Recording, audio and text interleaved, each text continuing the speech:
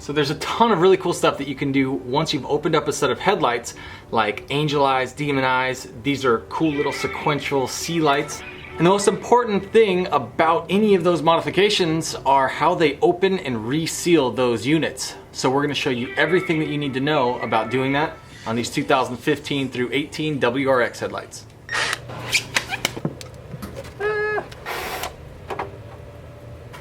Oh, and see the little thing right there? That thing? Ooh, what is that?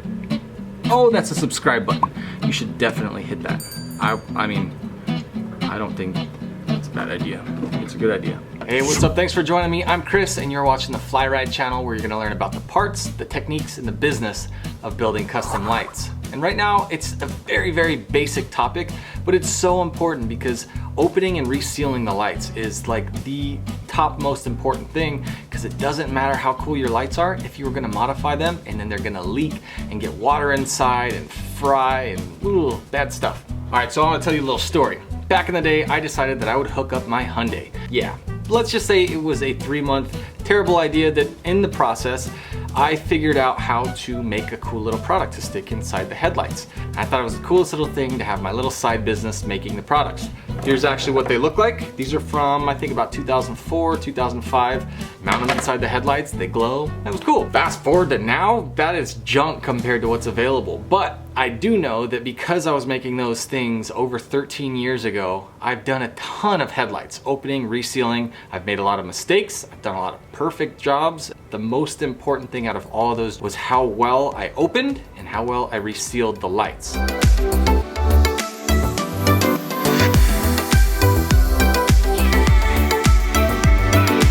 So we have here a set of Depot 2015 through 18 Subaru WRX headlights. They're already black inside, which is pretty cool, but they don't have sequential sea lights like the stuff from our buddies at Modified Technologies. Because the import lights are much easier to work with, I want to show you that first, and I'm going to do it without using any tools that could damage the light or cause any sort of resealing issues later.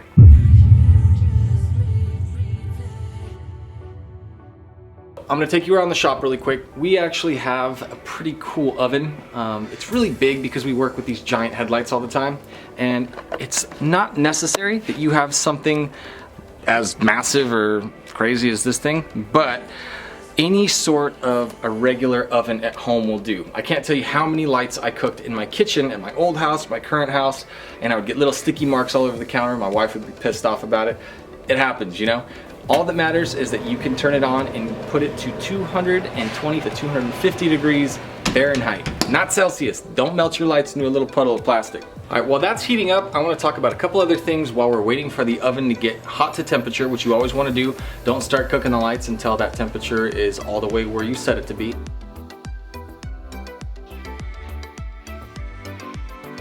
All right, so before we begin, the first thing is to inspect the light. Make sure that you kind of understand the shape of it, where things are plugged in, and probably if you can see the way that the light is screwed together. So you want to pull all those screws out. Before you can do that, you got to find them all. So in this case, we've got a screw here, one there, a couple of them around the light. I'm going to find those all, and I'm going to take them out right now.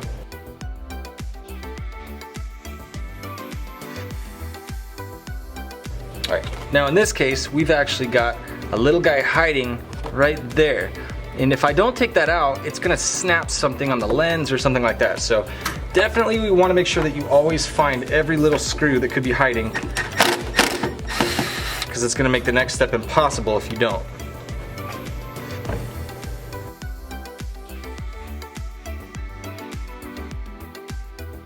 All right, the temp on the oven's where I want it. I'm gonna cook it at 220, specifically just because I want this to be a very mellow cook. Some people just kind of want to get it done faster. I'd say as long as you keep it below 250, you're probably okay. If it's a import style light and it has rubber butyl sealant inside, you just don't need to cook it for that hot, for that long.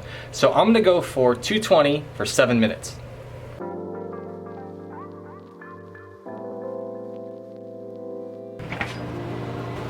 Here's another little tip. A lot of times people want to use a cookie sheet. The thing is these don't get very hot because this is just a piece of wood. A cookie sheet is going to transfer all that heat that builds up in the metal. It's going to put that right on the bottom side of this guy. The plastic doesn't like the hot metal. So I always use wood planks. It's a 2x4. It's the easiest thing you could get. It's cheap, and if you need to get rid of it because it's starting to dry out too much, toss it, get another 2x4.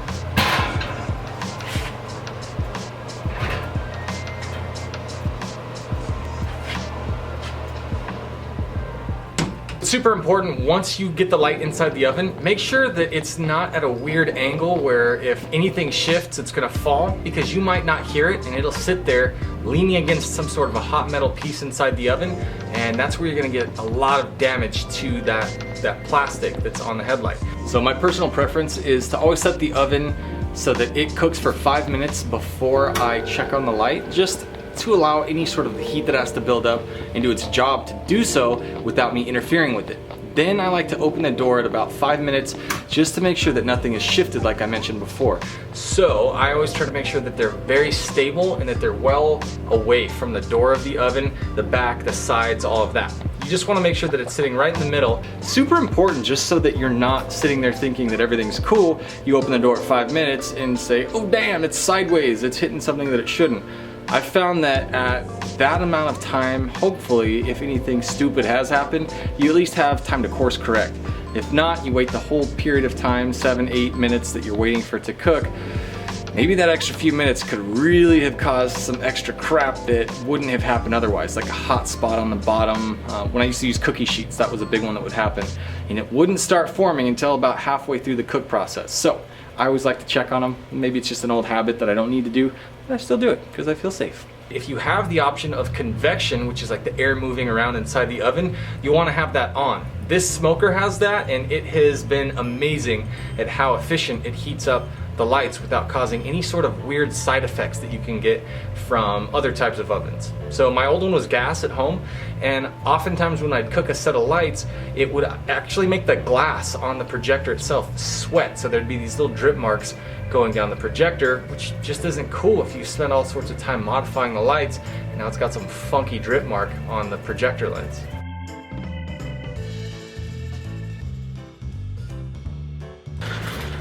So you're gonna have a few minutes of nothing to do, and you can use that time to rearrange your bolts, write down some notes or something about what was hard about it. You read a poem. You can also use this time to get ready for taking them out of the oven. So in this case, if you saw, I have a bunch of crap all over these things, and it's because every time I use them, some of the sticky butyl stuff gets stuck to the gloves. So instead of ruining gloves, it makes a lot more sense to just ruin disposable gloves. So I recommend, if you get some of these things from the store where they got the nice little grips and they're all cozy and stuff, don't ruin them. These were a Christmas present. I like them. I actually like to wear them with my red shirt, but I don't want them to be ruined, so I'm gonna put on these little disposable gloves and just work my way into them so that when I'm done messing with these headlights, I still got my Christmas present gloves. You know what I'm saying? It's time to go.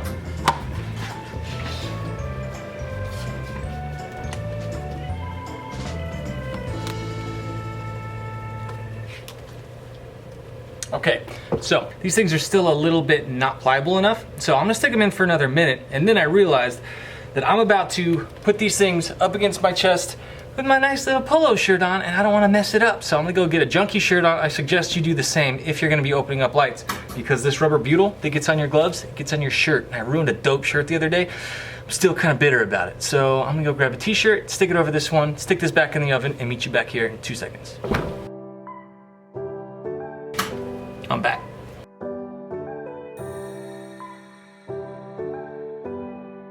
So right here, all I'm doing is I'm peeling the back part. See that? I just created that gap. First thing I did, no tools. I just grabbed the front nice and firm so I'm not gonna drop it. And then I figured out where I can grab now. I haven't actually opened this set of lights before, so I'm grabbing on the front of this edge, and I don't wanna put any pressure too much on one spot because then it will give up. I also don't want to just keep ripping apart on it like a dumb jock, because then this little tab right here would have snapped.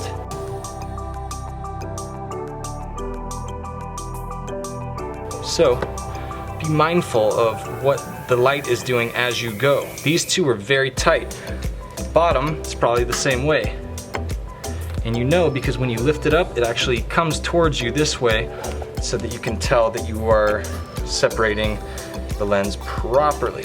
Now, I'm only gonna go so far before I shift my focus to the bottom, but as I go, I'm gonna keep checking the tabs. That one was caught. Now this one would have been caught.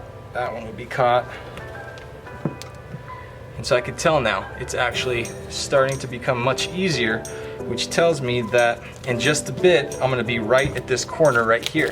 Now that corner is gonna be very easy to damage something such as the back or the lens, because there's gonna be so much leverage that I have with the two halves spread apart.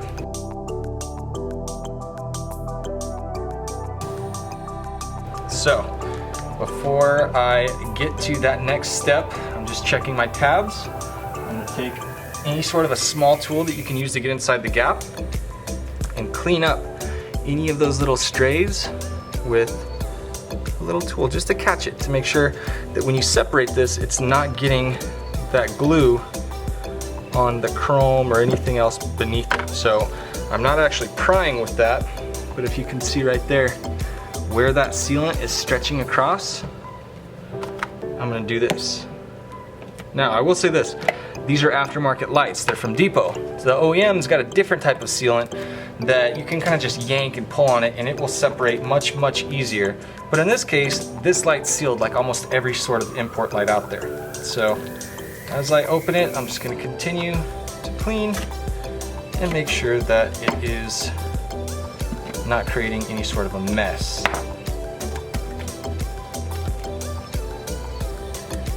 And so far so good. Now the last little tabs here, I'm making sure are pulled away and we're in business. So this is one step that I use on a lot of lights, and you'll see me do it on the GTR in a minute. But I like to find a good point where I can grab onto the light and then kind of pull it towards me. So I'm bracing the light with one hand, I'm pulling the lens toward me.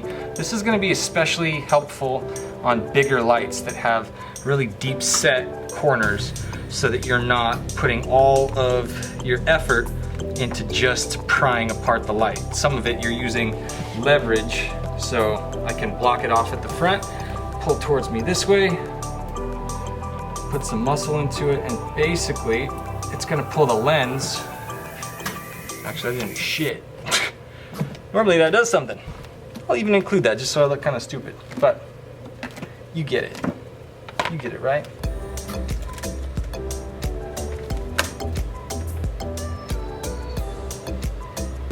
Another thing that you should think about too is if there are any light sockets that you think may be getting in the way of the internal pieces, you can pull those out now just so that they're not blocking anything as the front half tries to separate from the back half.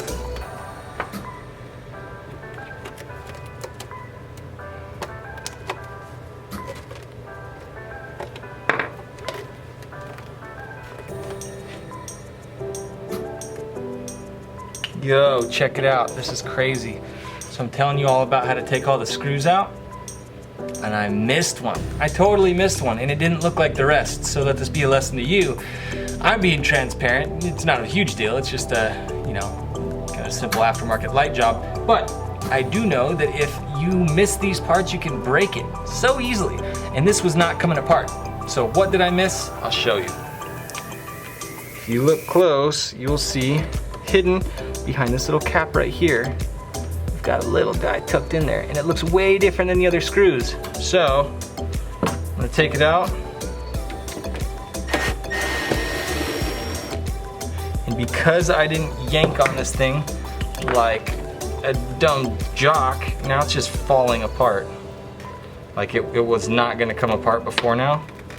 Now it's not fighting me in the least. So hopefully that can be a lesson to anybody watching, that it might seem like you've got everything, but if it doesn't, don't force it, because that's when you can snap stuff. I was trying to figure out why the heck I'm looking like an idiot making this video and it's not opening right, and then I saw why. So there was a very specific reason. It wasn't just because stupid things happen when you're filming, although that happens too. Alright, and this is a section you want to be careful, don't get those anywhere. So, this little dude right there, he almost beat me. you know? I mean, if I would have been showing you guys how to open the lights and then it literally broke on me right while you were watching, that would have sucked. So I'm glad that I didn't just continue to force it. It just didn't seem like it wanted to go. I could just feel it. My fingers, they knew that there was something wrong. So maybe that's something you develop over time. I don't know, maybe it's just common sense. In any case, I'm glad I didn't break anything, and I get to continue on showing you how to do the open and reseal. Now there's not a whole lot more to this video because I am gonna do this in multiple steps so that it's consumable, and I don't know, you can just watch it and pick up little things. And if that little gem of don't forget screws because you'll break stuff makes this valuable to you, then good, it was all worth making it. All I'm gonna do now is take out a couple more screws. This is much more straightforward, there's nothing really to it. But I will say that if you do just what I've done so far, you take this part out and then you replace that little amber piece with a part from our friends at DK Molds, it makes a really, really awesome set of custom lights, even if you don't do anything else. So it's very simple, it's very straightforward, and it can make a big impact on the look of your car, especially because these are already black instead of the really bright, ugly chrome ones. So I'm gonna shut up, take these things out, and I'll show you. Ooh, tried to stick on my Polo.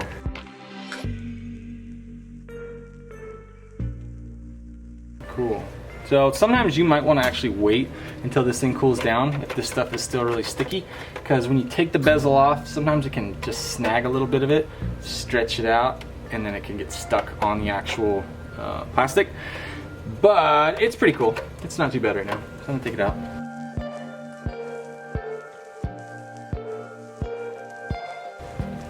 Oh, and the other thing too, this is a nice soft little mat that we have here. If you don't have something like that, don't set the lenses down, and make sure that your screws are out of the way. You don't want to set a lens down and then get a scratch on it or anything. And as far as the lenses go, there's something else I can show you that might be helpful first. Like a lot of lights I've done, this particular one has a little bit of the butyl that's holding on to that section. So I can't just grab this whole piece and pull it straight out because it's being held in place by these little alignment tabs as well as that little bastard piece of glue. So I am going to use what I used to clear off the sealant before. Get this stuff off of there, fresh tip, and I'm going to clean that off and then I can lift it out.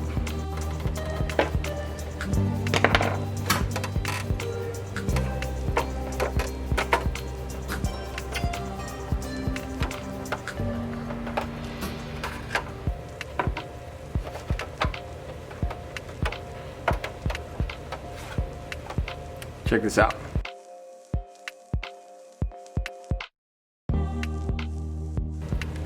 That little corner right there, it wanted to catch, and so I have to make sure that I completely remove anything that is catching this bezel as it comes, including this little section that's just kind of folded down. So moving it out of the way just to make sure that when this thing lifts up, it comes out clean, because I don't want to paint it. I don't want to do anything to it. I'll take it out, do some cool stuff, stick it back in there.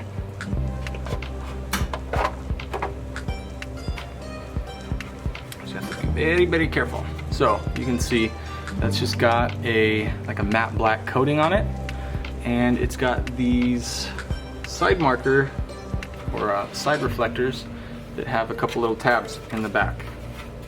So we're gonna just pop those out, and this guy comes out. So if we have the part from DK Molds, reverse operation to put it back in, and that would be it. That would be the whole job. We'd stick it back into here and then we'd put this back in, run the butyl around there and seal it up. But we're not gonna do that. We're gonna put in the Sequential sea light from Modified Technologies, and it's gonna be dope and you're gonna love it. And so will I, everybody else will. Yeah, hallelujah. Okay.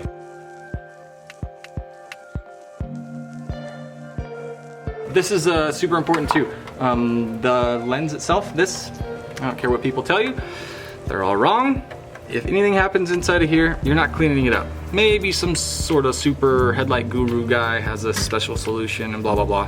But he's not you because you're watching this video with me. So I think it's safe to say that if there's anything that gets inside of that, done. You cannot actually clean it, because if you take the softest microfiber and you rub it in there, what you're gonna get is these little tiny hairline scratches, and they're gonna catch the light more than the little smudge does. So if you do smudge something in there, you might want to think about leaving it, because the more you mess with it, the deeper the hole gets, and you just keep digging. Yeah, so keep it safe. Put it somewhere, like I use these little sheets of plastic so that when I take a set of lights apart, I can just set it right there on the plastic and leave it. Or if you are going to be working with the light for a while, then I would even suggest, once you have the internals out, take this bad boy and just set it very gently back onto the headlight. This is going to do a couple different things. With it back on there and the internals out, it's going to protect the projector from getting a bunch of crap in it, and it's going to protect the outside lens from having little dust particles and stuff collect inside of it. You don't want that. That's all bad. So let's talk about the resealing process. This is the stuff I wish I knew about back in the day.